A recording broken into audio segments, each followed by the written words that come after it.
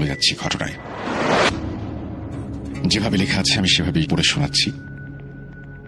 লাজিম ইয়াসার জিয়াদ, নরসিংহপুর, আশুলিয়া, সাফার, ঢাকা থেকে লিখছেন, রাসেল ভাই, ঘটনাটি ভালো লাগলে পড়ে শোনানোর অনুরোধ রইল।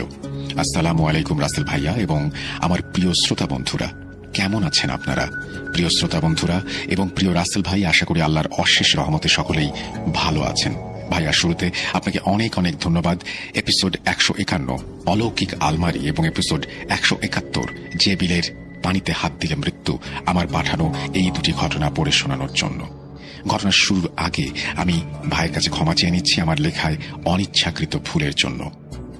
প্রিয় লিসেনার্স, আজকে যে ঘটনাটি আমি আপনাদের বলতে চলেছি, আমি জানি না এই ঘটনাটির মাধ্যমে আমি আপনাদের কতটুকু ভৌতিক আনন্দ দিতে পারবো, তবে এটুকু বলতে পারি এই ঘটনাটির মধ্য দিয়ে আমি আপনাদের মাঝে একটা শিক্ষণীয় বিষয় তুলে ধরতে পারবো। এই ঘটনাটির মাধ্যমে আপনারা জানতে পারবেন একজন অসহায় বাবার দুর্বিষহ জীবন কাহিনী, জানতে পারবেন তার ছেলের পাপ কাজের ফলে কিভাবে একটি সুখী পরিবার ধ্বংস হয়ে যায়। ঘটনা শুরুর আগে আমি আপনাদের বলে দিতে চাই এই ঘটনাটি আমি কিভাবে সংগ্রহ করেছি, তা না হলে এই ঘটনাটি আপনাদের বুঝতে অসুবিধা হবে। এই ঘটনায় ব্যবহৃত সকল নাম ছদ্মনাম। এই ঘটনাটি যে জায়গায় ঘটেছে সেই জায়গার নাম ঠিকানা কিছুই আমি ঘটনায় উল্লেখ করতে পারছি না। এর জন্য আমি আন্তরিকভাবে দুঃখিত। কেন আমি জায়গার নাম উল্লেখ করতে পারছি না তা ঘটনা শেষে আপনারা জানতে পারবেন। 22 জুন 2022 হঠাৎ আমার দাদার মোবাইলে একটা ফোন কল আসে। দাদা কলটি রিসিভ করতেই ওপাশ থেকে সজীব চাচু বলতে শুরু করেন, চাচা আপনি কোথায়? যত তাড়াতাড়ি পারেন মঈন চাচার বাড়িতে চলে আসেন। ওনার শরীরের অবস্থা ভালো না, উনি মনে হয় বাঁচবেন না। উনি বারবার শুধু আপনার নাম নিচ্ছেন। আপনি যত তাড়াতাড়ি সম্ভব ঢাকা থেকে চলে আসেন। বলে রাখা ভালো, সজীব চাচু হচ্ছে আমার দাদার বন্ধু, জহির দাদার ছেলে, এবং মঈন দাদা হচ্ছে আমার দাদার ছোটবেলার বন্ধু। যাই হোক, আমার দাদার বয়স 80 বছর, যার ফলে তিনি একা যাতায়াত করতে পারেন না, যার ফলে দাদার সজীব চাচুর কাছ থেকে এসব কথা শুনে আমাকে নিয়ে আমাদের গ্রামের বাড়ির উদ্দেশ্যে যাত্রা শুরু করেন। যাত্রাপথে আমরা জানতে পারি মঈন দাদা এই পৃথিবীর মায়া ত্যাগ করে আল্লাহর ডাকে সাড়া দিয়েছেন।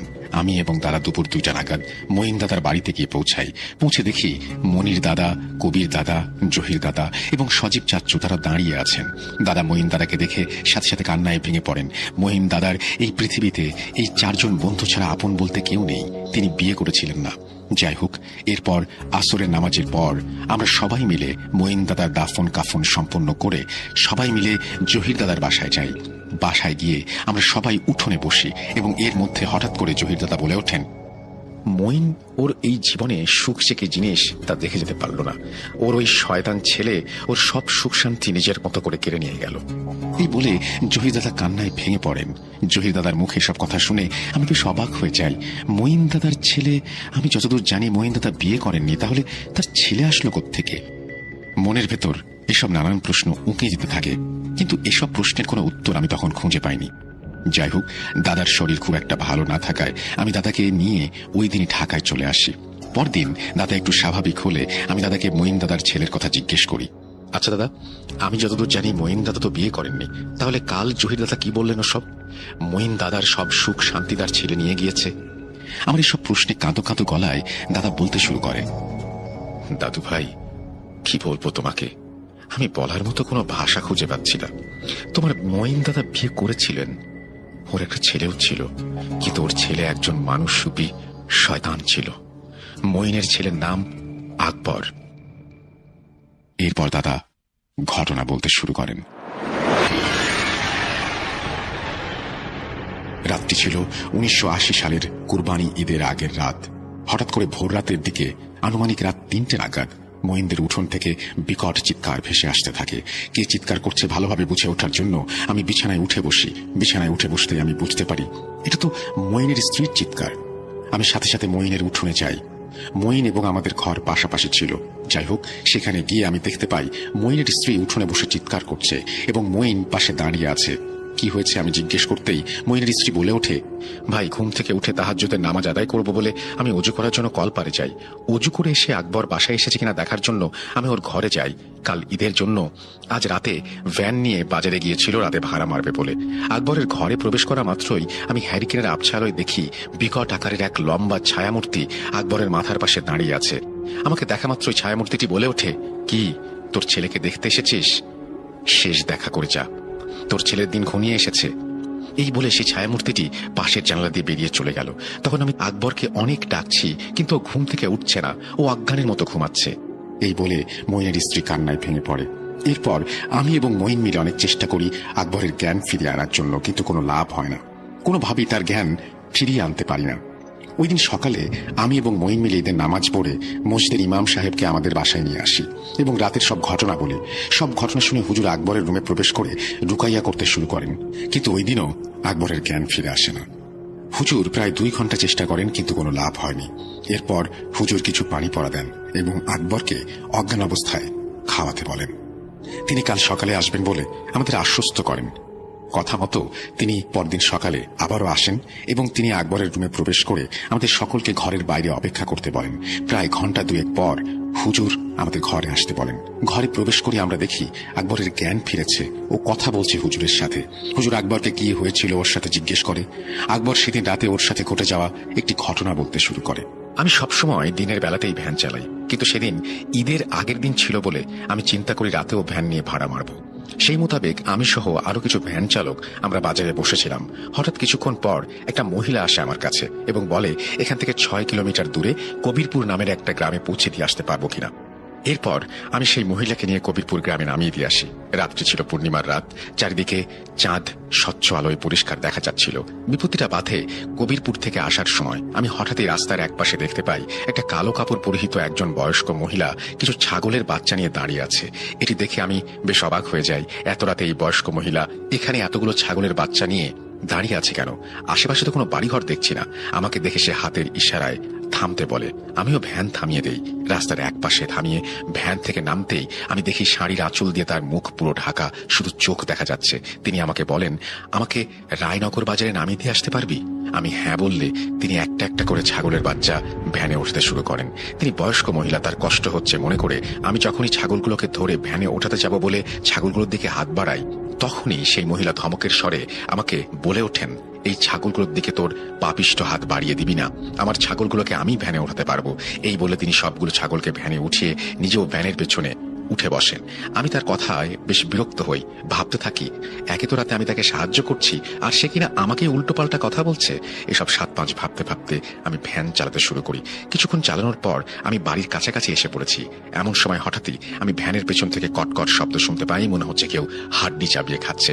বিষয়টি দেখার জন্য আমি তখনই পেছনের দিকে তাকাই এবং আমি যা দেখি তা যেন কোনো মানুষের জীবনে দ্বিতীয়বার না ঘটে। আমি দেখি সেই বয়স্ক মহিলা একটি ছাগলের বাচ্চার ঘাড় কামড়ে ধরে আছে এবং সেটা সে খাচ্ছে। আমি তার দিকে তাকিয়ে আছি দেখে সে সাথে সাথেই ছাগলের বাচ্চাটিকে আলাদা করে তার গলার ভেতর থেকে বের হওয়া রক্ত খেতে শুরু করে। এসব দেখে আমার পুরো শরীর ঠান্ডা হয়ে আসে, আমার পুরো শরীর নিস্তেজ হয়ে যায়। আমি এক চুলো সেখান থেকে নড়তে পারছিলাম না, মনে হচ্ছিল কে আমাকে সেখানে বেঁধে রেখেছে। এমন সময় হঠাৎ সেই মহিলাটি বলে ওঠে, আমিও তার সাথে অংশ নিতে চাই কিনা। এই বলে সে আমার দিকে তাকায়। আমি সহ্য করতে না পেরে ভ্যান থেকে নেমে প্রাণপণে দৌড়াতে শুরু করি বাড়ির দিকে। প্রায় মিনিট 5 পর আমি বাড়িতে পৌঁছাই। বাড়ি পৌঁছে আমি সোজা আমার ঘরে প্রবেশ করি। ঘরে প্রবেশ করা মাত্রই আমার নাকে প্রচন্ড বাজে একটা মাংস পচা গন্ধ আসতে শুরু করে। আমি দেখি অসংখ্য পচা গলা, আধ খাওয়া ছাগলের বাচ্চা আমার পুরো বিছানা জুড়ে। এসব দেখে আমি আর সহ্য করতে পারি না। এসব দেখে আমার কি হয়েছে তারপর আমার কিছু মনে নেই। এরপর আর কি হয়েছে আমার কিচ্ছু মনে নেই। ওরা তো আমার পাপের শাস্তি দিতে এসেছে আমাকে। এই বলে আকবর চুপ করে যায়। হুজুর ওকে বারবার জিজ্ঞেস করে, কি পাপ করছো তুমি? কিন্তু আকবর হুজুরের কোনো প্রশ্নের উত্তর দেয় না, শুধু বলে, ও কিছু না, এমনি বলেছি। আমার মাথা কাজ করছে না, আমার মাথায় প্রচন্ড ব্যথা হচ্ছে। এরপর হুজুর কিছু ঝাড়ফুঁক করে পানি পড়ে আকবরকে খাইয়ে দিয়ে চলে যান। হুজুর চলে যাওয়ার সময় আমি হুজুরের মুখে বেশ চিন্তার ভাঁজ দেখতে পাই। কেন তা আমি বুঝতে পারি না। এরপর সবকিছু স্বাভাবিক হয়ে যায়, আর কোনো ঘটনা আকবরের সাথে ঘটে না। কি লিসেনার্স, কি ভাবছেন ঘটনা এখানেই শেষ? না, এই ঘটনা যতটা স্বাভাবিক মনে হচ্ছে ততটা স্বাভাবিক নয়। এই ঘটনাটি অন্য আরেকদিকে মোড় নিতে চলেছে। জানতে হলে শুনতে থাকুন। এক রাতে আমার কেন যেন ঘুম আসছিল না। এমন সময় হঠাৎই আমার কানে উঠোন থেকে আকবরের চিৎকার ভেসে আসতে থাকে। আমি সাথে সাথে ঘর থেকে বেরিয়ে উঠোনে যাই। গিয়ে দেখি আকবর চিৎকার করে বলছে, আমাকে বাঁচাও, আমি মরতে চাই না, ওরা আবারও এসেছে আমাকে নিয়ে যেতে, ওরা আমাকে নিয়ে যাবে, আমাকে বাঁচাও। এইসব বলতে বলতে আকবরের জ্ঞান হারিয়ে যায়। সাথে সাথেই মঈন ও তার স্ত্রী ঘর থেকে বেরিয়ে আসে। আমরা সবাই মিলে ওকে উঠিয়ে নিয়ে যাই ঘরে। আবারও আগের মতোই ওর জ্ঞান ফিরে আসছিল না। পরদিন সকালে ওর জ্ঞান ফিরে আসে। এরপর আমি এবং মঈন মিলে আবারও হুজুরকে বাড়িতে নিয়ে আসি।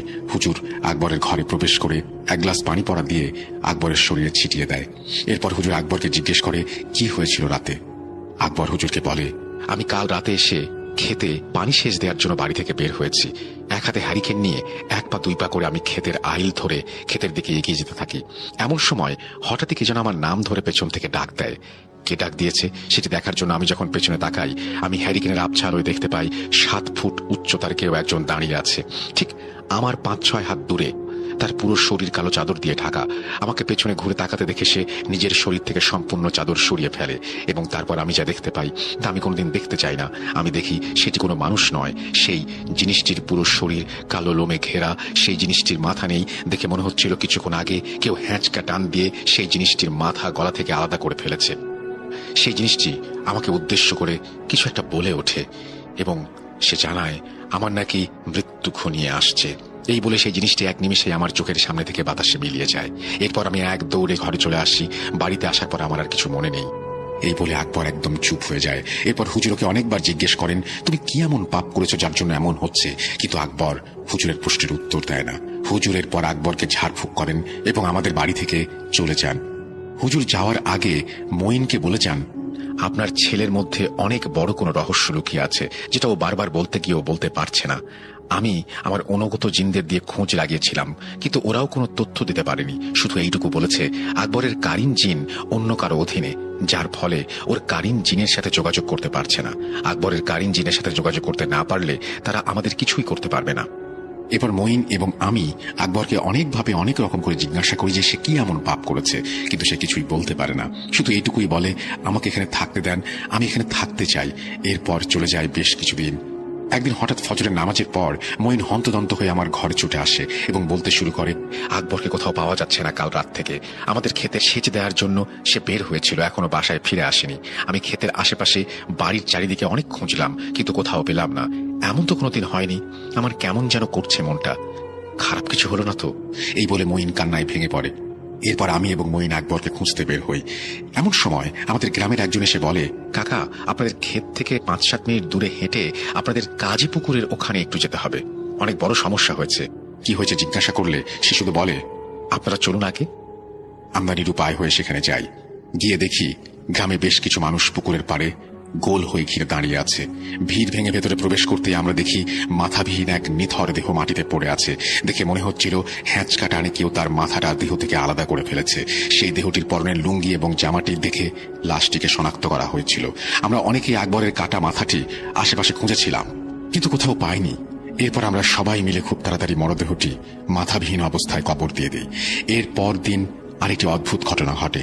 এইসব ঘটনার 3 দিনের মাথায় মঈনের স্ত্রী ছেলে হারানোর শোক সহ্য করতে না পেরে মারা যান। এরপর থেকে মঈন হয়ে যায় এই পৃথিবীতে একদম একা। প্রিয় লিসেনার্স, কি ভাবছেন ঘটনা এখানেই শেষ? যদি এটা ভেবে থাকেন তাহলে আপনারা সম্পূর্ণ ভুল। ঘটনার মূল টুইস্ট এখনো বাকি। নিশ্চয়ই আপনাদের মনে আছে ঘটনার শুরুর দিকে বলেছিলাম মঈনের ছেলে আকবর একজন মানুষরূপী শয়তান ছিল। কেন বলেছিলাম? আকবর কি এমন পাপ করেছিল যার ফলস্বরূপ তার এমন মৃত্যু হলো? তবে কি আকবরের মৃত্যুর সাথেই এই রহস্যটিকে মাটি চাপা দেওয়া হলো? এই প্রশ্নের উত্তর জানতে হলে আরেকটু অপেক্ষা করতে হবে। আকবরের মৃত্যুর 7 দিন পর আমি এবং মঈন মিলে বাজারে বসেছিলাম। এমন সময় হঠাৎই আমাদের গ্রামের একজন এসে বলে, গতকাল আমাদের পাশের গ্রামের একজন কবিরাজ মারা গেছে। তার লাশ নাকি সেই কবিরাজের বাড়ির পাশের এক জঙ্গলে পাওয়া গেছে। তার লাশটাও ঠিক আকবরের লাশের মতোই ছিল।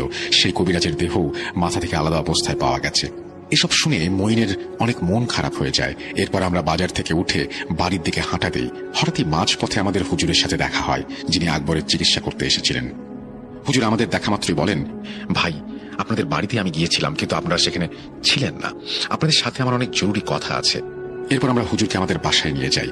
ঘরে প্রবেশ করা মাত্রই হুজুর বলতে শুরু করেন, ভাই, জানি না আপনারা আমার কথাগুলো বিশ্বাস করবেন কিনা, কিন্তু তবুও আমি আপনাদের কথাগুলো বলতে চাই। আকবরের মৃত্যুর পেছনে অনেক বড় রহস্য লুকিয়ে আছে। আমি আপনাদের বলেছিলাম আমার অনুগত জিনরা আকবরের কারিন জিনের সাথে যোগাযোগ করতে পারছে না। আকবরের কারিন জিন অন্য কারো অধীনে, অন্যদিকে আকবরও কিছু বলছে না। এর জন্য আমি আকবরের কোনো সাহায্য নিতে পারছিলাম না, কিন্তু এই বিষয়টি কোনোভাবেই মেনে নিতে পারছিলাম না। আমি আকবরকে যে কোনোভাবে এই বিপদ থেকে বের করতে চেয়েছিলাম। এই জন্য আমি বারবার আমার যে ছাত্র জিন অনেক শক্তিশালী, সেই 20,000 জিনদের সর্দারের সাথে যোগাযোগ করি সেই রাতেই, এবং সে আমার ডাকে সাড়া দিচ্ছিলেন না। এরপর থেকে আমি প্রতি রাতেই তাহাজ্জুদের নামাজের পর তার সাথে যোগাযোগের চেষ্টা করি, এবং তাহাজ্জুদের নামাজ আদায় করে বসে আছি। এমনই একটা দিন হঠাৎ সেই জিনটি হাজির হয় এবং বলতে শুরু করে, হুজুর, আমাকে ক্ষমা করবেন আপনি। আমি জানি আপনি কেন অনেকদিন যাবত আমাকে মনে করছেন। আমি এও জানি কেন আপনি বারবার আমাকে স্মরণ করছেন। আপনি যে কারণে আমাকে স্মরণ করছেন সেই কারণটির সমাধান করতে আমি চাই না, এর জন্য আমি দুঃখিত। আপনি যার সমস্যার সমাধানের জন্য আমাকে ডেকেছেন সে একজন পাপী, সে একজন শয়তানের উপাসক। এই জন্যই আমি তার কোনো সাহায্য করতে পারবো না। এরপর আমি সেই জিনকে জিজ্ঞাসা করি, কি করেছে আকবর, কেন সে সাহায্য করতে চায় না? এরপর জিনটি বলতে শুরু করে, আপনি যার সাহায্যের জন্য আমাকে ডেকেছেন সেই আকবর একজন মেয়েকে অনেক পছন্দ করত, কিন্তু সেই মেয়েটি তাকে পছন্দ করত না। এর মাঝে সেই মেয়েটির অন্য জায়গায় বিয়ে হয়ে যায়, যার ফলে আকবর সেই মেয়েটির উপরে ক্ষিপ্ত হয় এবং সিদ্ধান্ত নেয় সেই মেয়ের উপরে কালো জাদু প্রয়োগ করে তাকে মেরে ফেলবে। এরপর আকবর তার সিদ্ধান্ত মোতাবেক আপনাদের পাশের গ্রামের একজন কবিরাজের কাছে যায়। কবিরাজ ছিল শয়তানের পূজারী। সেই কবিরাজ আকবরকে কাজ করে দেবে বলে তাকে আশ্বস্ত করে, কিন্তু এখানে সেই কবিরাজ একটি শর্ত দেয়। সেই কবিরাজ বলে সেই মেয়েটিকে সে এখন মারতে পারবে না। সেই মেয়েটির গর্ভে যখন বাচ্চা আসবে এবং পৃথিবীতে ভূমিষ্ঠ যেদিন হবে সেদিন সেই মেয়েটিকে, তার বাচ্চাটিকে সে কালো জাদু প্রয়োগ করে মেরে ফেলবে। সেদিন রাতেই সেই মেয়েটির মাথা এবং সেই বাচ্চাটির মাথা কবর থেকে তুলে এনে তাকে দিতে হবে। আকবর সেই কবিরাজের কথা মতো রাজি হয়। এরপর সেই কবিরাজ সেই মেয়েটিকে এবং তার বাচ্চাটিকে তার কথা মতো মেরে ফেলে কালো জাদুর মাধ্যমে, এবং আকবর কবিরাজকে দেয়া কথা মতো সেই মেয়েটির এবং তার বাচ্চাটির মাথা কবর থেকে তুলে এনে দেয়। এরপর আকবর প্রায় সময়ই সেই কবিরাজের কাছে যেত। কবিরাজ আকবরকে একদিন বলে তাকে সে নিজের শিষ্য বানাতে চায়। আকবর কবিরাজের কথা শুনে রাজি হয়ে যায়। এরপর সেই কবিরাজ আকবরকে নানা ধরনের কালো জাদুর শিক্ষা দেয়। আকবরকে নিজের খুব কাছের মানুষ বানিয়ে ফেলে। কবিরাজ আকবরকে নিজের কাছের মানুষ বানিয়ে ফেলার পেছনে কবিরাজের অনেক বড় একটি স্বার্থ লুকানো ছিল। সেটি হচ্ছে আকবর যে মেয়েটি এবং তার বাচ্চাটির মাথা কবর থেকে তুলে এনেছিল সেটি একটি ভয়াবহ এবং শক্তিশালী জিনকে ভোগ দেওয়ার মাধ্যমে সেই জিনকে হাজির করা। সেই জিনটির সাহায্যের মাধ্যমে কবিরাজ তার কিছু অসাধ্য সাধন করতে চেয়েছিল, কিন্তু সেই জিনটি কবিরাজকে সাহায্য করার বিনিময়ে 2টি মানুষের বলি চায় যারা তুলা রাশির জাতক হবে। আকবর ছিল একজন তুলা রাশির জাতক। এই জন্যই আকবরকে সেই কবিরাজ তার এতটা কাছের মানুষ বানিয়ে ফেলেছিল, যাতে সেই জিনকে সে খুশি করতে পারে এবং তাকে বলি দিতে পারে। সেই কবিরাজ সেই জিনকে আকবরের পিছনে লাগিয়ে দিয়েছিল, যার ফলে আকবরের সাথে আর দিন এত সব ঘটনা ঘটেছে। কিন্তু আকবর কবিরাজের এই সকল বিষয় ঘূর্ণাক্ষরেও জানতে পারেনি। আকবর যখন কবিরাজের কাছে গিয়েছিল, সকল ঘটনা বলেছিল, তখন কবিরাজ তাকে বলেছিল যখন কবর থেকে মাথা তুলে আনতে গিয়েছিল সেখান থেকে খারাপ কিছু জিন তার পিছু নিয়েছে, যার ফলে এসব ঘটনা ঘটছে। এরপর কবিরাজ 18 এপ্রিল আকবরকে তার কাছে আসতে বলে। সেদিন তার সমস্যার সমাধান করবে বলে তাকে আশ্বস্ত করে। 18 এপ্রিল রাত্রি ছিল অমাবস্যার রাত। সেই রাতেই সেই ভয়ানক জিনকে দিয়ে সেই কবিরাজ তুলারাশির 2জন জাতককে বলি দেবার কথা বলেছিল। সেই রাতে আকবর যখন কবিরাজের কাছে যায়, কবিরাজ তার সমস্যার সমাধান করবে বলে তাকে নিয়ে আসে। এমন সময় সেই কবিরাজ আকবরের মাথা তার দেহ থেকে এক কোপে আলাদা করে সেই শয়তানকে বলি দেয়। এরপর সেই শয়তান জিনটি কবিরাজকে সাহায্য করে। সেই জিনটি কবিরাজকে সাহায্য করার শেষে তার প্রাপ্য আরেকটি বলি চায়, কিন্তু সেই কবিরাজ সেই জিনটিকে আরেকটি বলি দিতে অস্বীকার করে। এর ফলে সেই জিনটি সেই কবিরাজের উপর ক্ষিপ্ত হয়ে যায়, কিন্তু সেই সময় জিনটি কবিরাজে কিছুই করতে পারে না। কবিরাজটি সে রাতে তার তন্ত্রমন্ত্রের সাহায্যে বেঁচে যায়, কিন্তু আজ আর সেই কবিরাজের রক্ষা হয়নি। সেই শয়তান জিনটি কবিরাজকে আজ মেরে ফেলেছে। হুজুর, আকবর তার পাপের শাস্তি পেয়েছে, এমন মৃত্যুই তার প্রাপ্য ছিল। এই বলে সেই জিনটি আমাকে বিদায় জানিয়ে চলে যায়। আকবরের পাপ আজ তাকে ধ্বংস করেছে। এই বলে হুজুর তার কথা শেষ করেন। হুজুরের এসব কথা শুনে আমি আর মঈন দুজনেই কান্নায় ভেঙে পড়ি। এরপর থেকে মঈন তার শয়তান ছেলের কথা ভুলে যায়। এই ঘটনাটি আমরা 4 বন্ধু ছাড়া কেউ জানতো না, সেজন্যই আমি এই ঘটনা কোনোদিন কোনো জায়গায় ঘটেছে তা বলিনি। এই বলে দাদা তার ঘটনা শেষ করেন। প্রিয় লিসেনার্স, এই ঘটনাটি থেকে আমরা চরম একটি শিক্ষা লাভ করতে পারি। কালো জাদু কখনো কারো মঙ্গল ডেকে আনেনি, সবসময় ডেকে এনেছে মানুষের ধ্বংস। এই ঘটনাটার মাধ্যমেই আপনারা উপলব্ধি করুন একজনের ভুলের জন্য কতগুলো মানুষের জীবন ধ্বংস হয়ে গেল। মানুষের সামান্য আত্মতৃপ্তির জন্য এই ভয়ানক কালো জাদুর মতো খারাপ কাজ করে বসে। মানুষ বুঝতে চায় না এর শেষ পরিণতি কি ভয়ানক হতে পারে। তাই সকলের কাছে হাত জোর করে অনুরোধ করছি, কেউ এই ভয়ানক পাপ কাজে নিজেকে লিপ্ত করবেন না, নিজেকে নিজ হাতে ধ্বংসের দিকে ঠেলে দেবেন না। পরিশেষে একটা কথাই বলতে চাই, বিশ্বাস করা বা না করা আপনার ব্যাপার। রাসেল ভাইয়া, আমি ভূত.কমের হয়ে কাজ করতে চাই। ভূত.কমের হয়ে কাজ করতে পারাটা আমার অনেক বড় একটা স্বপ্ন। আমি ভূত.কমে লিখে পাঠানোর জন্য অনেকগুলো ঘটনা সংগ্রহ করেছি। আমি একে একে সবগুলো ঘটনা লিখে পাঠাবো। রাসেল ভাইকে অনেক ধন্যবাদ আমার এই ঘটনাটি সময় নিয়ে পড়ে শোনানোর জন্য। প্রিয় লিসেনার্স, আপনারা সবসময় এভাবেই ভৌতিক আনন্দ পেতে থাকুন। আসসালামু আলাইকুম। লাজিব ইয়াসির জিয়াদ, নরসিংহপুর, আশুলিয়া, সাফার, Dhaka. Thank you very much Ziad, আপনাকে আরো একবার, কারণ আপনি একটা চমৎকার ঘটনা আরো একবার আমাদেরকে উপহার দিলেন এবং আপনার এই ঘটনার জন্য আমাদের শোটা আরো অনেক বেশি সুন্দর হয়ে গেল আজকে। এবং আশা করব প্রথম থেকে শেষ পর্যন্ত আজকের এই এপিসোডটি আপনারা উপভোগ করবেন। আমরা চলে যাব আমাদের পরবর্তী ঘটনায়। আমরা সরাসরি চলে যাচ্ছি আফনান ভাইয়ের ঘটনায়। সকল লিসেনারকে জানাচ্ছি শুভেচ্ছা ও ভালোবাসা। আসসালামু আলাইকুম। আশা করি সবাই ভালো আছেন, সুস্থ আছেন। প্রিয় লিসেনার্স, আমি সবসময় চেষ্টা করি যে গ্রাম বাংলার যে চিরাচরিত ভয়ানক ঘটনাগুলো রয়েছে সেগুলোর মধ্যে ব্যতিক্রমধর্মী যেগুলো আমার কাছে মনে হয় সেগুলো আপনাদের সামনে উপস্থাপন করার জন্য। আর এই প্রচেষ্টার ধারাটা আমি সবসময় অব্যাহত রাখার চেষ্টা করেছি এবং সেই প্রচেষ্টার অংশ হিসেবে আজকে একটি ঘটনা আপনাদের সামনে উপস্থাপন করব, যেটি গ্রাম বাংলায়, বিশেষ করে আমাদের বাংলাদেশের প্রেক্ষাপটে বিভিন্ন মানুষের কাছে মুখে মুখে শোনা যায়। আমরা ওলা বিবি বা ওলা বুড়ির ঘটনা অনেক শুনেছি। এবার এই টাইপের একটু ভিন্ন ধর্মী ঘটনা, যেটা আসলে ওলা বুড়ি না, সেটি অন্য রকমের একটা ব্যাপার। কেউ কেউ হয়তোবা এই রিলেটেড ঘটনা শুনেও থাকতে পারেন, কিন্তু তারপরে বলবো যে এই ঘটনা যেটি আমি এখন বলতে যাচ্ছি সেটি আপনাদের সকলের কাছে ইনশাল্লাহ ভালো লাগবে। আর গ্রামের ঘটনা তো আমাদের সকলের কাছেই ভালো লাগে, সেটা তো নিঃসন্দেহে বলা যায়। এই জন্য আমি সিংহভাগ ঘটনা গ্রামের বলার চেষ্টা করি। বিশেষ করে গ্রামের ঘটনাগুলো আমার নিজের কাছেও ভালো লাগে, সেটা আপনারা জানেন। তো এখন মূল ঘটনাতে চলে যাচ্ছি। এই ঘটনাটি আমাকে দিয়েছেন সৌমিত্র রায়। সৌমিত্র রায়ের ঘটনা কিন্তু বেশ কয়েকটি আমি ভূত.কমে উপস্থাপন করেছি আপনাদের সামনে, আপনাদের ভালো লেগেছে।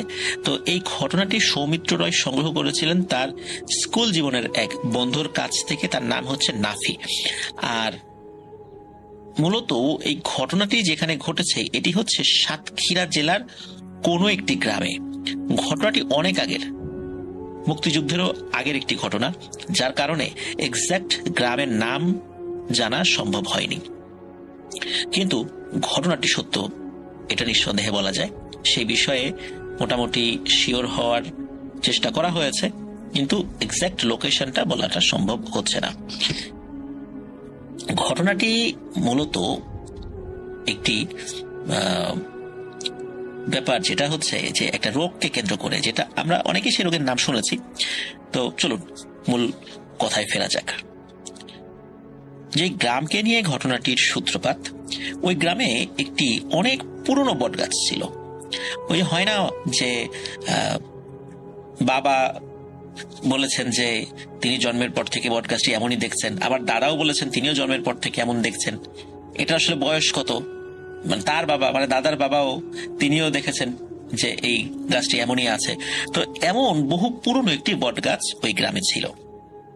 তবে বট গাছটিকে নিয়ে কোনো ভয়ের ঘটনা লোকজনের মধ্যে খুব একটা শোনা যেত না, যে ওই বট গাছে অনেক ভয়ানক কিছু রয়েছে বা এই সেই এই টাইপের কোনো কিছু ওই রকম শোনা যায় না আর কি। তবে বট গাছটি অনেক পুরনো, টুকটাক ভয়ের ঘটনা থাকতে পারে।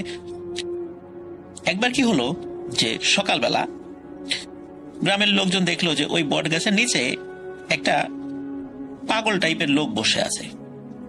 সে একজন মহিলা, মানে পাগলি আর কি।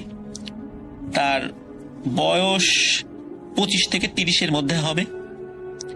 গায়ের রং শ্যামলা, চুল উস্কো খুস্কো, তবে মাথার চুল অনেক বড়, প্রায় হাঁটু পর্যন্ত চুল তার। আর পরনে গ্রামের মহিলারা যে ধরনের পোশাক পরে আছে এই টাইপের একটা পোশাক বা এরকম শাড়ি আর কি। গ্রামের মহিলারা ঠিক যেভাবে শাড়ির একটা প্যাচ দিয়ে পরেন ওইভাবেই পরা আর কি। তো এটা দেখে বোঝা যাচ্ছে যে সে মেয়েটি একটি মানসিক ভারসাম্যহীন, আর সে বসে বসে এক মনে কিছু বিড়বিড় করে বলছে। বিড়বিড় করে বললেও মোটামুটি পাশ দিয়ে গেলে শোনা যায় যে সে কি বলছে। সে বলছে যে আজকে একটাকে নেব, কালকে ওই গ্রাম থেকে 3টাকে নেব, তারপর ওই গ্রাম থেকে 5টাকে নিব, আবার এই গ্রাম থেকে 2টাকে নেব, এরকম বলছে। তো পাশ দিয়ে যারা যাচ্ছিল তারা তো এই বট গাছের নিচে এরকম কাউকে আগে দেখেনি। হঠাৎ করে সকালবেলা তাকে দেখার পর থেকে তাদের মধ্যে কৌতূহল জন্মায়।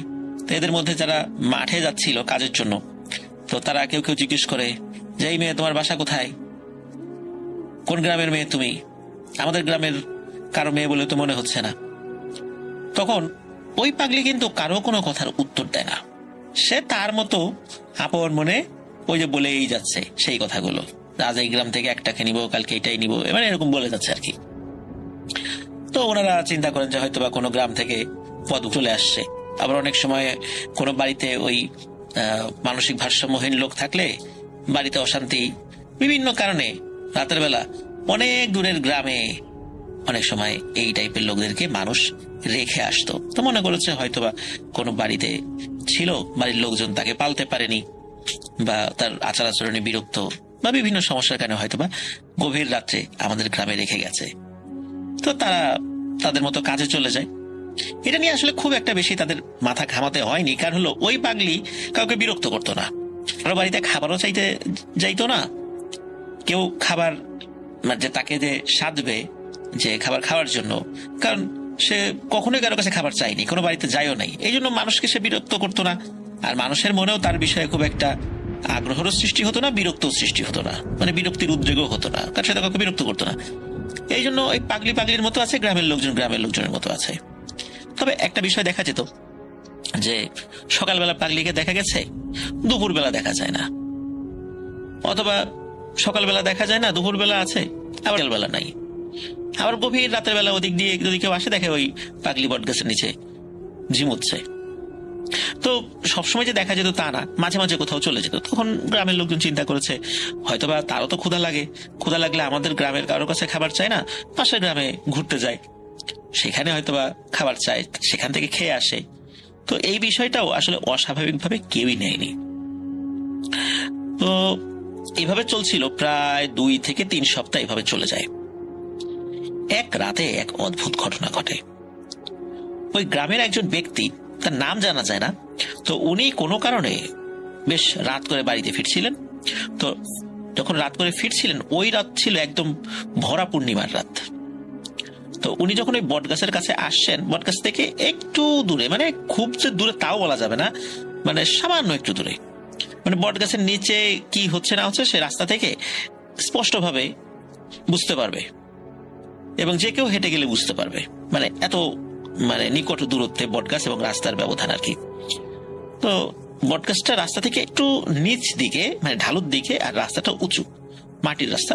তো উনি যাচ্ছেন, তো উনি যাওয়ার সময় দেখেন যে এই পাগলি এখন আর এক মনে কিছু বলছে না, সে তার মতো করে নাকি সুরে কান্নাকাটি করছে, এবং সে দেখতে পাচ্ছে যে ওই পাগলি এবার আর সেই আগের শাড়িটা না, আগের শাড়িটা একটু কালারফুল শাড়ি ছিল বা এক কালারের শাড়ি ছিল, কিন্তু এবার সে সাদা শাড়ি পরে বসে আছে, এবং সে এমন ভাবে বসে আছে যে মানে ওই হাঁটু করে, এবং 2 হাত দিয়ে হাঁটুটা জড়িয়ে ধরে রেখেছে, এবং মাথা দিয়ে মানে মাথা হাঁটুর উপরে দিয়ে রেখেছে, চুলগুলো সামনের দিকে, এবং সে কান্নাকাটি করছে। পাগলিকে কিন্তু তারা এর আগেও দেখেছে, একদম ভদ্র একজন মানে পাগলি হিসাবেই তাদের কাছে পরিচিত ছিল, এবং তার চেহারা কিন্তু একদম স্বাভাবিক ছিল। স্বাভাবিক বলতে ঠিক 25 থেকে 30 বছর বয়সী মেয়েদের চেহারা যেরকম হয়, কোনো অস্বাভাবিকতা ছিল না। সে দেখতে সে সুন্দরীও ছিল না, কুৎসিত ছিল না, অ্যাজ ইউজুয়াল আর কি। তো উনি চিন্তা করে যাহারে এই মেয়েটা কথা বলে, তো এখন কান্নাকাটি করছে, নিশ্চয়ই খুব ক্ষুধা লেগেছে। এখন তাকে তার মানে তার মনের মধ্যে আসলে মায়া সৃষ্টি হয়েছে যে মেয়েটা কান্নাকাটি করছে, ক্ষুধা পেয়েছে, আমার বাড়ি তো কাছেই, দেখেও যদি খেতে চায় তাহলে আমি খাবার এনে দেবো। এই চিন্তা করে সে ওই পাগলির কাছে গেছে। কাছে গিয়ে জিজ্ঞেস করছে যে এই পাগলি, মানে তার তো নাম জানতো না কেউ, আর কোনো কথার উত্তরও সে দিত না। তখন ওই পাগলি বলেই তাকে ডাকতো। তো জিজ্ঞেস করছে এই পাগলি, কান্দিস কেন? ক্ষুধা লাগছে? ক্ষুধা লাগলে আমাকে বল, আমি খাবার এনে দিই। এরকম বারবার বলছে, কিন্তু সে কোনো উত্তর দেয় না। তো কয়েকবার বলার পরে সে বিরক্ত হয়। ওই লোকটা বিরক্ত হয়ে বলে, আচ্ছা না খেলে নাই, এতবার তোরে বললাম তুই উত্তর দিলি না, আমি গেলাম। তখন ওই পাগলি হঠাৎ করে তার কান্না থামিয়ে দেয়, এবং কান্না তখন থামিয়ে দিয়েছে। ওই লোকটি কিন্তু যাওয়ার জন্য 2 কদম বেরিয়েছে, মানে আগিয়েছে আর কি বাড়ির দিকে। তখন পাগলির কান্নার শব্দ যখন থেমে যায়, তখন ওই লোকটি চিন্তা করে হয়তো পাগলি এখন তাকে কিছু বলবে। এই জন্য তিনি থামেন এবং পাগলির দিকে ঘুরে তাকান। ভরা পূর্ণিমা, গাছের নিচে যদিও পূর্ণিমার আলো কম পড়ছিল, তারপরও স্পষ্ট দেখা যাচ্ছিল। উনি পাগলির দিকে তাকিয়ে যেটা দেখতে পান, এটা দেখার জন্য তিনি মোটেও প্রস্তুত ছিলেন না। প্রচন্ড ভয় পান দেখে। উনি দেখেন যে এই যে কয়েক সপ্তাহ ধরে যে পাগলিকে উনি দেখছেন, যে চেহারায় দেখছেন, এখন আর তার সেই চেহারা নেই। তার সমস্ত শরীর, মুখমণ্ডল, হাত যতটুকু দেখা যাচ্ছে, পায়ের গোড়ালি যতটুকু দেখা যাচ্ছে, বড় বড় ফোড়া হয়েছে। মানে আমরা অনেকে এটাকে গোটা বলি। তো এই জিনিসগুলো হয়েছে, এবং তার চোখ দুটো অদ্ভুত রকমের জল জল করছে। কোন মানুষের চোখ এভাবে জল জল করে না, এবং চেহারাটা খুবই ভয়ঙ্কর হয়ে গেছে। মানুষের চেহারার মধ্যে যদি অসংখ্য ফোড়া হয় পুরো মুখমণ্ডল, তাহলে কেমন দেখা যাবে, ঠিক তেমন দেখা যাচ্ছে। এবং এটা দেখার সাথে সাথে ওই লোকটি বলে ওঠে, ওরে বাবার এ কি দেখলাম রে, আল্লাহ গো বাঁচাও। এই বলে উনি দিয়েছে দৌড়। ওনার বাসাটা খুব বেশি দূরে ছিল না। উনি চিৎকার করতে করতে বাসায় গিয়ে হুমড়ি খেয়ে পড়েন। বাড়ির লোকজন জিজ্ঞেস করে কি হয়েছে, বলে যে এই ঘটনা, আমি তো এই যে ওই পাগলিকে এই অবস্থায় দেখেছি। তো ওনার পাশের যে ঘর বাড়ি ছিল, তারা ওনার চিৎকারে চলে এসেছে বাড়ির উঠোনে। তারা জিজ্ঞেস করে কি হয়েছে, তো উনি বলেন যে এই ঘটনা, আমি পাগলিকে এইভাবে দেখেছি। তখন কেউ কেউ বলে যে সর্বনাশ, এই পাগলির নিশ্চয়ই বসন্ত হয়েছে, আর এই বসন্ত হওয়ার কারণে ওর এই চেহারা এবং শরীরের এই অবস্থা হয়েছে। কয়েকদিন আগেও তো দেখলাম ও ঠিক ছিল, হঠাৎ করে আজকে রাত্রে তুমি কেন ওর এই অবস্থায় দেখলা? তখন গ্রামের আরো কয়েকজন বলে, ও তো এইভাবে বিভিন্ন গ্রামে চলে যায়, এই দেখা যায়, এই দেখা যায় না, এদিক ওদিক ঘুরে বেড়ায়, নিশ্চয়ই অন্য গ্রাম থেকে এই ছোঁয়াচে রোগটা আমাদের গ্রামে এসে নিয়ে এসেছে। এখন আমাদের কারো আর বাঁচবার উপায় নাই, এখন কি করা যায়? এর মধ্যে কেউ কেউ বলে ঠিক আছে, সকালবেলা দেখা যাক কি করা যায়। তার মধ্যে একজন বলে ওঠে, না, সকালের অপেক্ষায় থাকা যাবে না, কারণ যদি এই রোগটি আমাদের গ্রামে ছড়িয়ে পড়ে তাহলে তো সবার জন্য বিপদ। যা করার এখনই করতে হবে, চলো সবাই মিলে যাই। তখন গ্রামের আরো লোকদেরকে ডাকা হয়, সবাই মিলে সেই বট গাছের নিচে যায়। বট গাছের নিচে গিয়ে দেখে সত্যি সেই পাগলি বসে আছে, কিন্তু এবার সে কাঁদছে না, সে বসে বসে গোঙাচ্ছে, এবং তার 2 হাত, এই 2 হাত দিয়ে তার মুখমণ্ডলটাকে ঢেকে রেখেছে। এবং যে 2 হাত দিয়ে মুখমণ্ডল ঢেকে রেখেছে, হাতে যে বড় বড় গোটা হয়েছে, মানে ফোড়া হয়েছে, বসন্ত হলে যেরকম হয় ঠিক তেমন। এদিকে লোকজন এসে ওই পাগলিকে দেখে যে সত্যি যে লোক তাকে দেখে ভয় পেয়েছিল সে ঠিকই বলেছে। এর মধ্যে একজন ওই পাগলিকে বলে ওঠে, এই পাগলি, তুই এই রোগ বাধাই নিয়ে এখানে আসছিস, এখন তো আমাদের সবাইকে মারবি, যা তাড়াতাড়ি ভাগ এখান থেকে, এই গ্রাম থেকে বিদায় হ। পাগলি কোনো কথার উত্তর দেয় না। সে এই লোকজনের আসার শব্দ পাওয়ার পর থেকে সে গোঙাতে থাকে, এক ধরনের গোঙানির আওয়াজ, কিন্তু কোনো কান্নাকাটি না। তো এইভাবে লোকজন একজন একজন করে বলছে, কয়েকজন সম্মিলিত ভাবে বলছে, পাগলি তার স্বভাব সুলভ আচরণ, তার আসার পর থেকে সে কারোর সাথে কথা বলে নাই, নিজের মনে বিড়বিড় করে কথা বলেছে, এবার তো বিড়বিড়ও করছে না। তো এর মধ্যে একজনের মেজাজ হয় প্রচন্ড গরম। তার নামটা এক্স্যাক্টলি বলা যায় না, তবে যতটুকু শোনা যায় তার নাম তাজুল, তাইজুল বা এই টাইপের একটা নাম। এক্স্যাক্ট নামটা নিশ্চিত হওয়া সম্ভব হয়নি, তো ধরে নিলাম তার নাম তাইজুল। তো এই তাইজুল যে লোকটা, সে খুব সুঠামদেহী, উঁচু লম্বা। উনি ছিলেন একজন দিনমজুর, খুব কঠোর পরিশ্রম করতে পারতেন, আর খুব সাহসী একজন মানুষ ছিলেন। তো উনি এগিয়ে এসে ওই পাগলিকে কয়েকটা মানে প্রশ্ন করে, এই তুই এখন বল, তুই কোন গ্রাম থেকে আসছিস? এতদিন তো বহু জিজ্ঞেস করছি আমরা, তোর নাম কি, তোর বাড়ি কোথায়, কোন গ্রামের তুই, কোনো কথা বলিস নাই। আজকে বল যে কোত্থেকে আসছিস। তো পাগলির স্বভাব সুলভ আচরণে এবারও সে কোনো কথার উত্তর দেয় না। তখন এই তাইজুলের মেজাজটা হয় প্রচন্ড গরম। একে তো বসন্ত রোগ বাধায় নিয়ে আসছে, আর একটা ছোঁয়াচে রোগ। আর গ্রামে তো এই বসন্ত রোগ একবার হলে তখন পুরো গ্রাম ধরে সাফ হয়ে যাবে, এমন একটা ভয় সকলের মধ্যে ছিল। ওই তাইজুল মেজাজ গরম করে সে কি করেছে, তার পায়ের কাছে থাকা একটা ঢিল, মাটির একটা ঢিল, সেটা হাতে নিয়েছে। হাতে নিয়ে ওই পাগলির দিকে ছুঁড়ে মেরেছে। তবে পাগলির মাথায় বা শরীরের তেমন কোনো জায়গায় না লাগলেও পায়ের গোড়ালিতে গিয়ে আঘাত লেগেছে। আর গোড়ালিতে গিয়ে আঘাত লাগার সাথে সাথে মানে এই যে গোঙা ছিল, মুহূর্তের মধ্যে তার গোঙানি থেমে গেছে। এবং থেমে যাওয়ার সাথে সাথে সে লাফ দিয়ে উঠে দাঁড়ায় এবং মুখের উপর থেকে হাত সরিয়ে ফেলে। তখন তার এই চেহারা দেখে উপস্থিত সকলেই প্রচন্ড ভয় পান। কয়েকজন মহিলাও সেখানে আসছিলেন, তারা তো পাগলির ওই চেহারা দেখে ইনস্ট্যান্ট সেন্সলেস হয়ে পড়েছেন। উপস্থিত সকলে ভয় পেয়েছেন।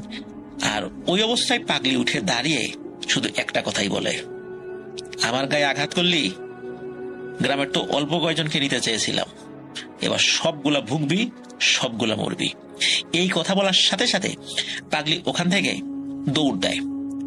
উপস্থিত যারা পাগলির দৌড় দেখেছে, অদ্ভুত রকমের দৌড়, কোনো মানুষ এভাবে দৌড়ায় না। সে লাফাচ্ছিল না, হাঁটছিল না, দৌড়াচ্ছিল না, মানে এর মধ্যবর্তী এমন একটা উপায় সে ওখান থেকে সরে যাচ্ছিল, কিন্তু সে কিন্তু উড়েও যাচ্ছিল না। মানে তার ওই সরে যাওয়া দেখেই অনেকেই বুঝে ফেলেছিল যে আসলে এটা কি মানুষ না অন্য কিছু।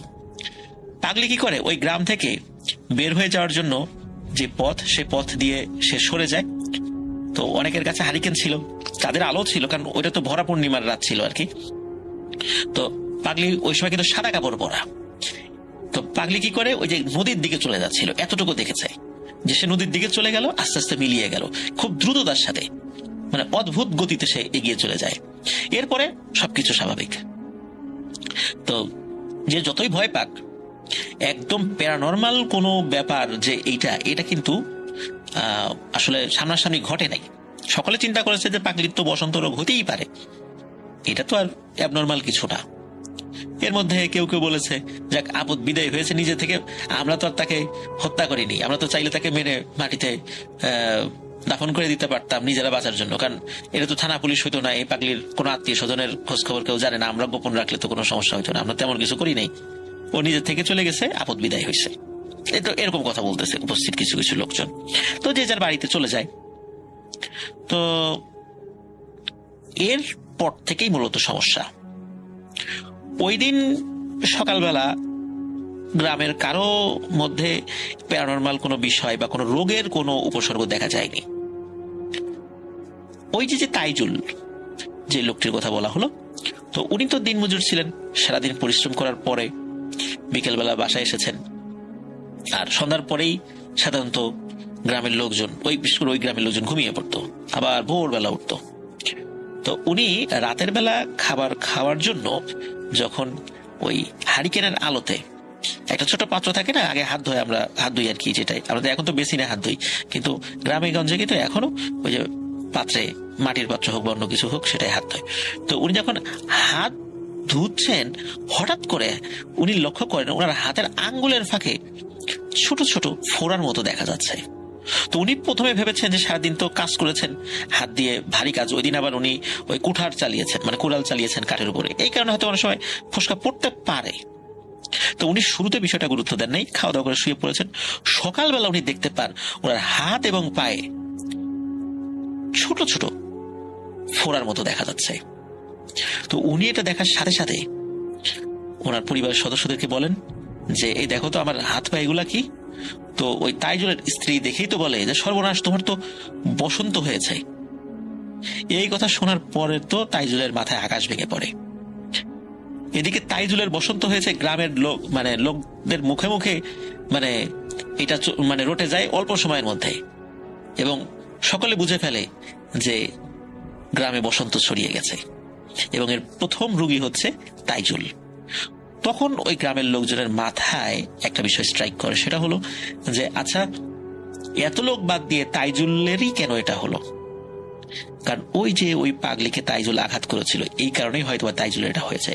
আসলে কি ওই পাগলিটা মানুষ না অন্য কিছু, এটা কিন্তু তখনও মানুষের মনের মধ্যে ঘুরপাক খাচ্ছে, নিশ্চিত না যে ওই পাগলিটা মানুষ না অন্য কিছু।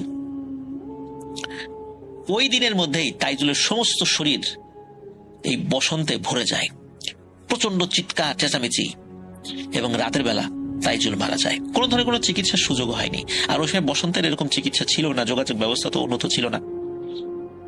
তাইজুল মারা যায়।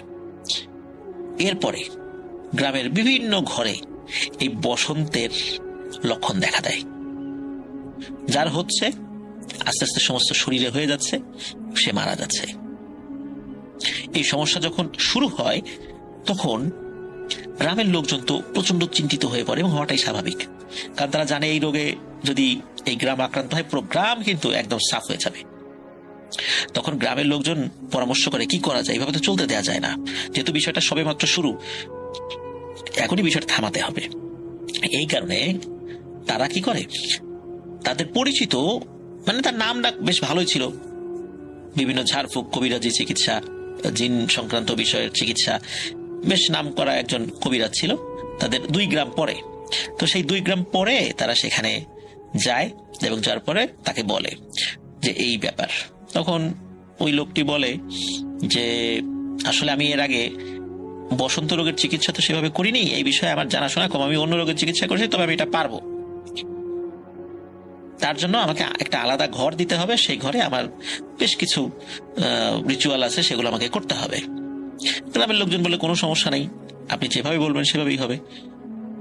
গ্রামের লোকদের দুর্বলতার সুযোগে ওই যে কবিরাজ সে বলে ওঠে যে তাকে বেশ মোটা অঙ্কের একটা টাকা দিতে হবে। গ্রামের লোকজন বলে আমরা সবাই মিলে সেটা দিব, কোনো সমস্যা নেই। কবিরাজও আসে, সে তার ট্রিটমেন্ট শুরু করে। তো 1 দিন 2 দিন 3 দিনের মাথায় সকালবেলা কবিরাজ চিৎকার চেঁচামেচি শুরু করে দিয়েছে। তো আশেপাশের লোকজন চলে আসছে, আসার পর বলে যে কি ব্যাপার, কি হয়েছে? বলে যে তোমাদের জীবন